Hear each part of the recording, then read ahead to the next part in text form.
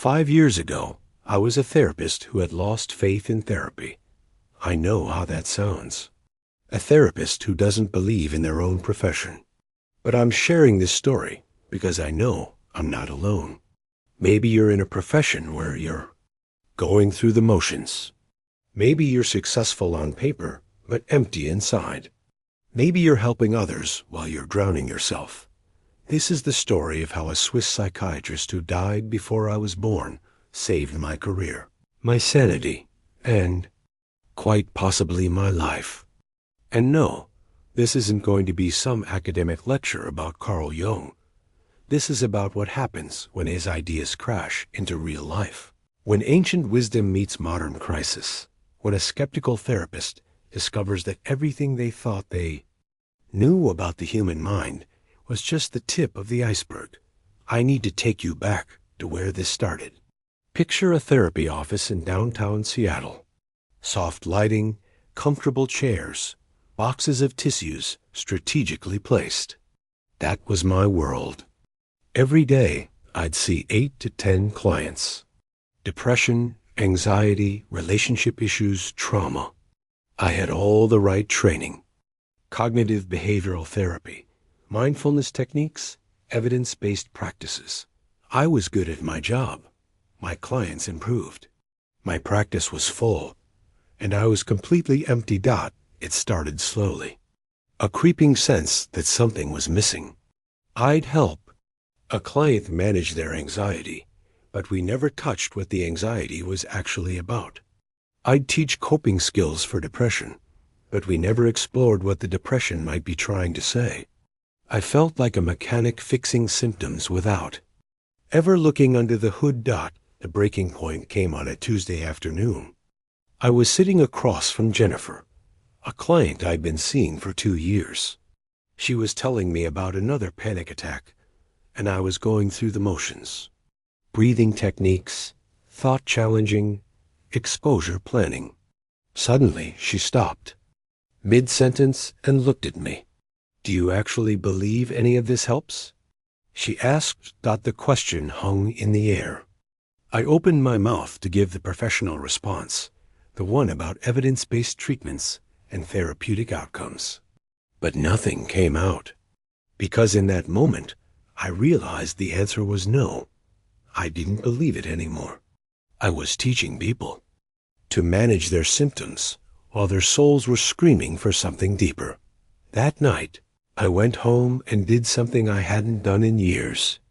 I cried, not the controlled, therapeutic crying I'd learned to model for clients. Ugly, messy, confused. Crying.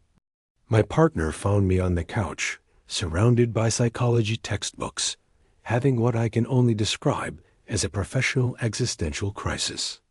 "Maybe you need a break," she suggested. "Or maybe you need a different approach." That's when Jung entered my life, not in some mystical way. My partner, bless her, had been reading Man and His Symbols for a book club. It was sitting on our coffee table, and in my desperation, I picked it up. I expected dry, outdated theory. What I found was a mirror to my crisis. Jung wrote about something called the individuation process, the journey of becoming who you truly are, not who society or your profession tells you to be. He talked about the shadow, the parts of ourselves we hide or deny, about the collective unconscious, the deep patterns that connect all human experience, about dreams as messages from our deeper selves.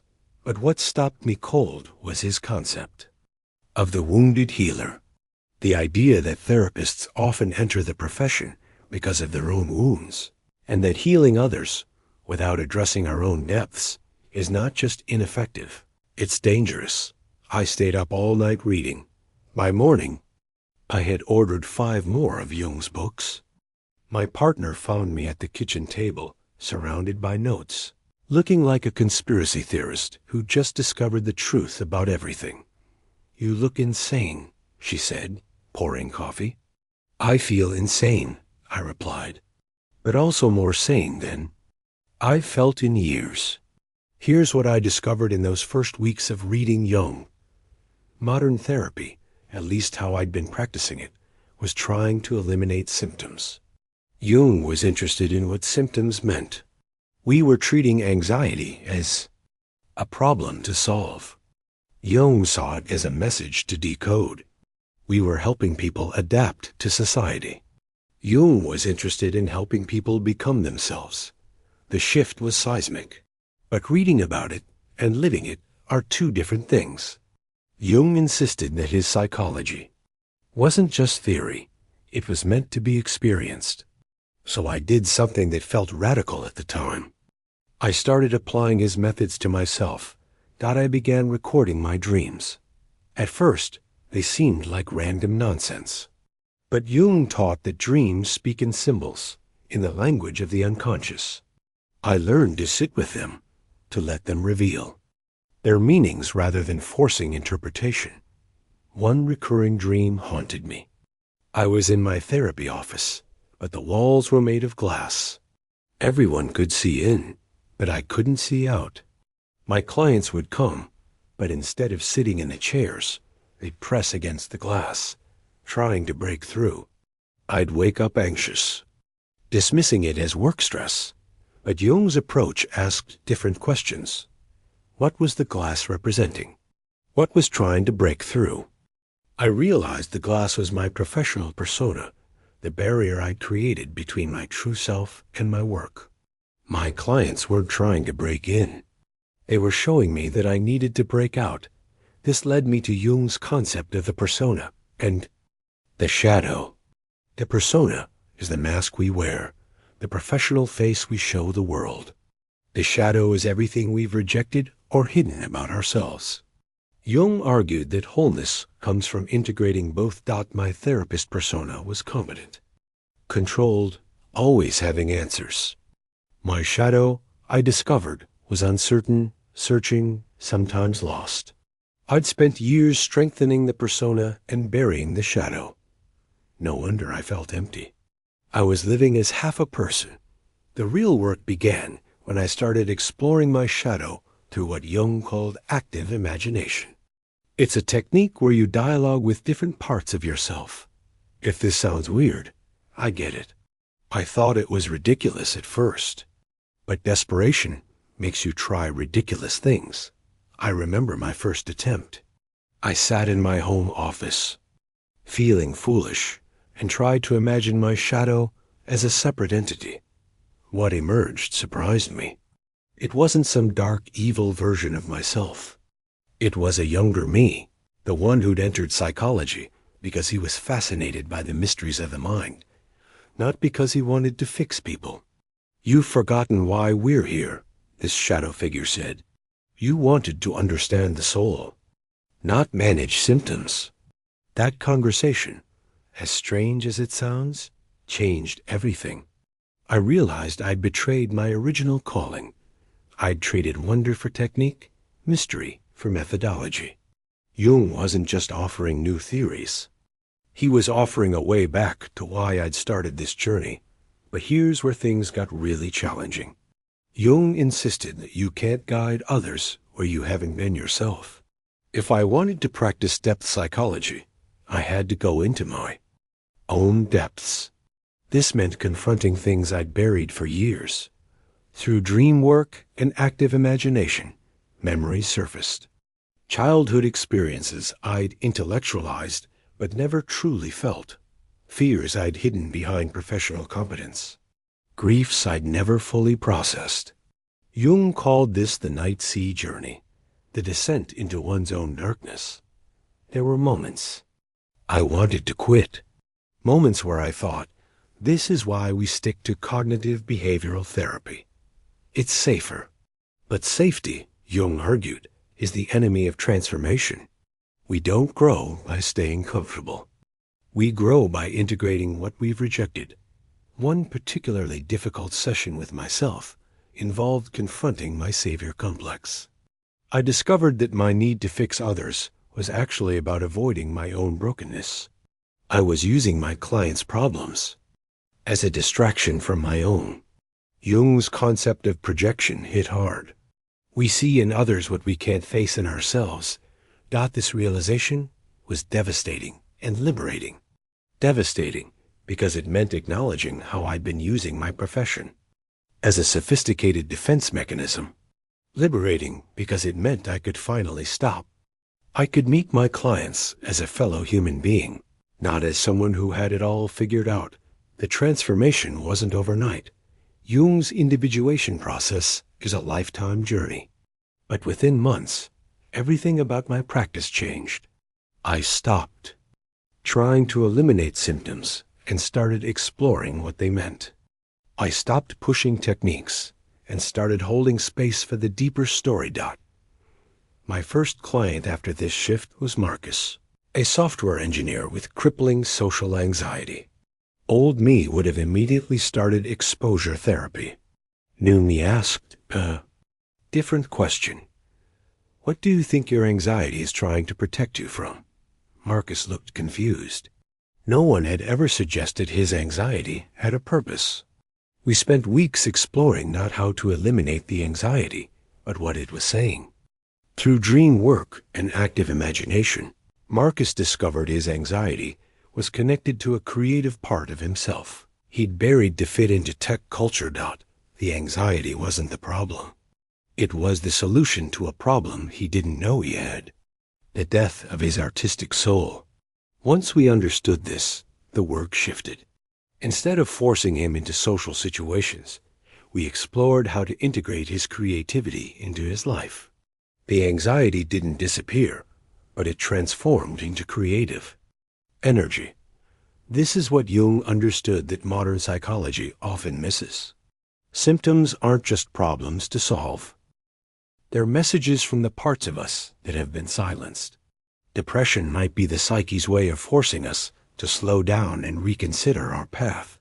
Anxiety might be creativity that has no outlet. Relationship conflicts might be projections of our own inner conflicts. But Jung's most radical insight was about the spiritual dimension of psychological suffering. He observed that many of his patients over 35 were suffering not from clinical disorders, but from spiritual emptiness. They'd achieved external success, but lost connection to meaning. This resonated deeply with my own crisis. I'd been treating psychological problems as mechanical failures rather than as spiritual opportunities.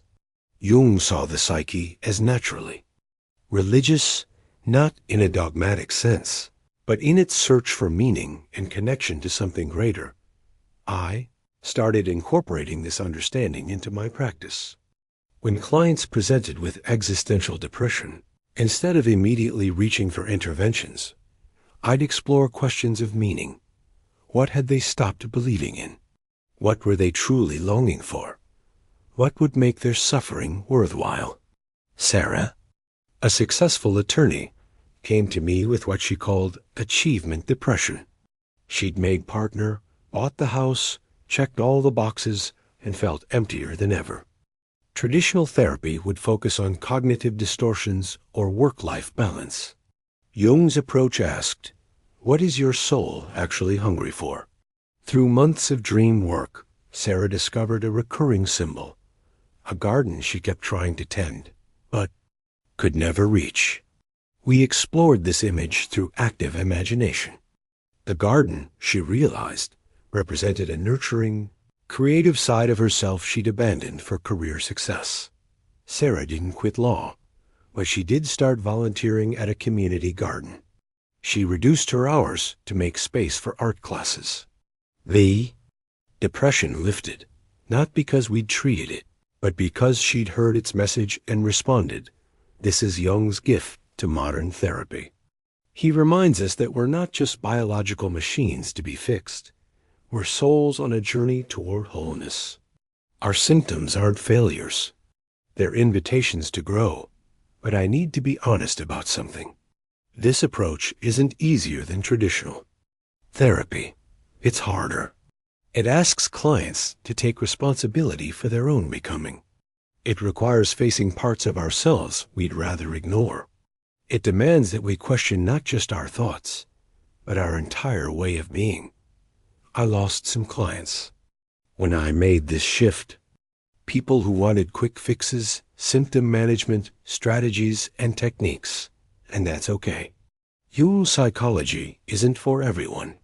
It's for people ready to engage with the depths, ready to see their struggles as part of a larger journey toward individuation. Not clients who stayed, though, experienced transformations that still give me chills. David, a minister losing his faith, discovered through shadow work that his doubt wasn't the enemy of his spirituality, but its evolution. Emma, trapped in repetitive relationship patterns, recognized through dream analysis that she was trying to heal her father through her partners. Once conscious, the pattern lost its power, but the biggest transformation was my own. Remember that recurring dream about the glass-walled office? It changed. In the new version, there were no walls at all. My office was in a forest, open to the elements. Clients would come not to be fixed, but to explore together. Sometimes I was the guide, sometimes they were. This dream captured what Jung had taught me. Therapy isn't about expert and patient. It's about two human beings exploring the mysteries of existence together. The therapist needs to be on their own journey of individuation. Otherwise, we're just the blind leading the blind. Jung also revolutionized my understanding of therapeutic relationship through his concept of transference and countertransference, not as problems to manage, but as the living laboratory of the psyche. When clients projected onto me, instead of deflecting, I'd explore, what do you see in me that you can't yet see in yourself? When I felt strong reactions to clients, instead of suppressing them, I'd investigate. What is this person constellating in my own unconscious? This mutual exploration created a depth of healing that techniques alone could never achieve. One of the most profound shifts came through understanding Jung's concept of synchronicity. He defined it as meaningful coincidences, moments when inner and outer worlds align in ways that transcend causality. I started noticing these in my practice constantly. A client would dream about a blue butterfly, and one would appear at their window during our session. Someone would be struggling with a decision, and a book would literally fall off my shelf, opening to a relevant passage. Jung taught that these weren't mere coincidences, but evidence of a deeper intelligence at work in our lives.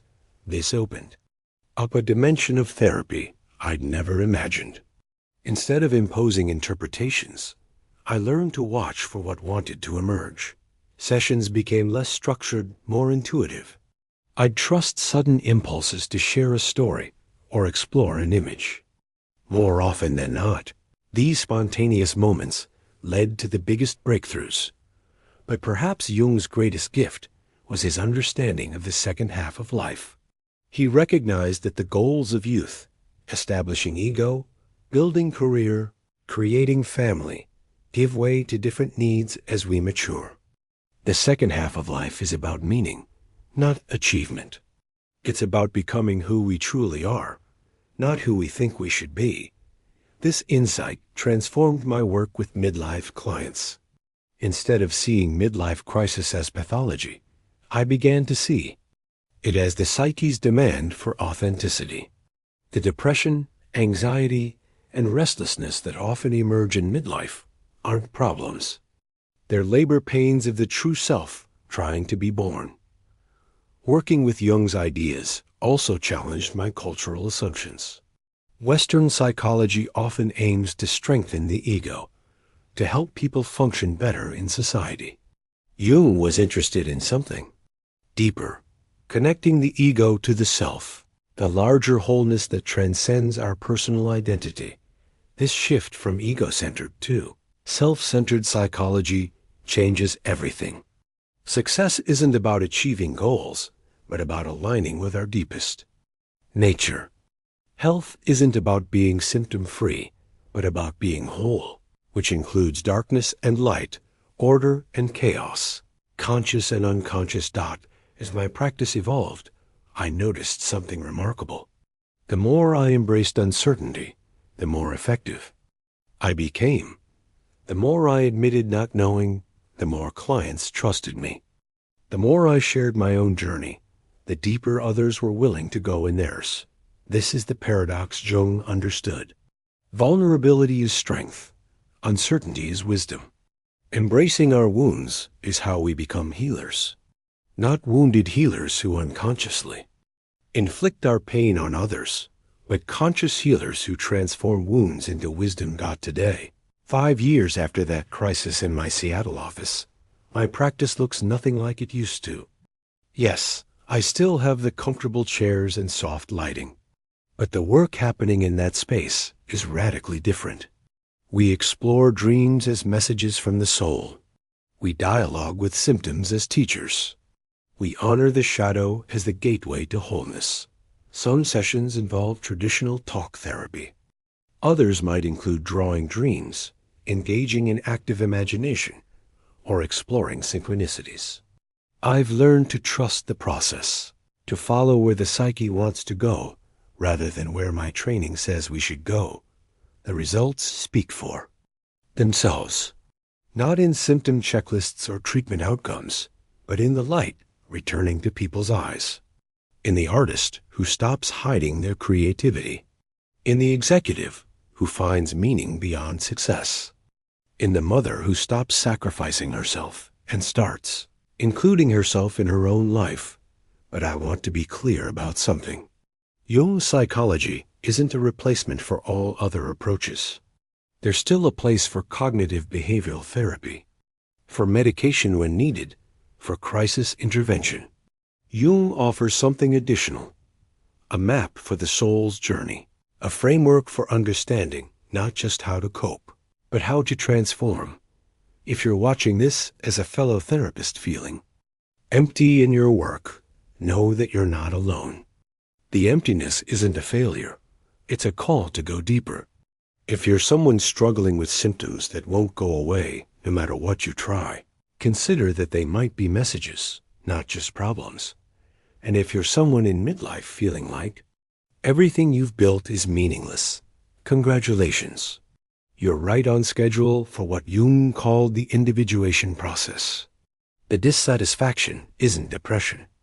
It's your true self demanding to be born. Reading Jung changed my life because he gave me permission to stop pretending I had all the answers.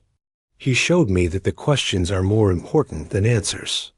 He taught me that our wounds aren't obstacles to our calling. They're the doorway to it. Today, when I sit with clients, I'm not the expert dispensing wisdom. I'm a fellow traveler sharing the journey. We're all walking each other home, as Ram Dass said. Jung just provided a map for the territory most psychology ignores, the landscape of the soul.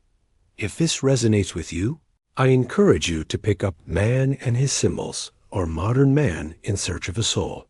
But more than reading, I encourage you to engage with your own depths. Record your dreams. Dialogue with your symptoms. Notice synchronicities. Trust that your psyche knows the way, even when your ego feels lost. Because here's what Jung knew that we've forgotten in our age of quick fixes in life. Hacks. Transformation isn't about adding something new.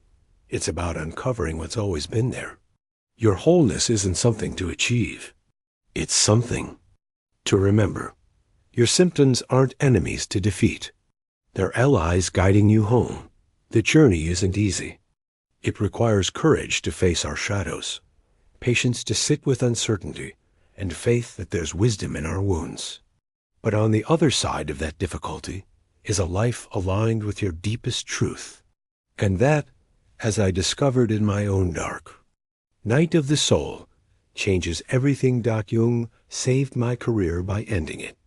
The therapist who was good at techniques died. What emerged was something more real, more human, more effective. Not because I gained new skills, but because I finally had the courage to be myself. And isn't that what we're all seeking? Not to be fixed, but to be whole. Not to be perfect, but to be real. Not to eliminate our struggles, but to find their meaning. Jung's psychology offers a path to that wholeness. It changed my life. It might just change yours, too.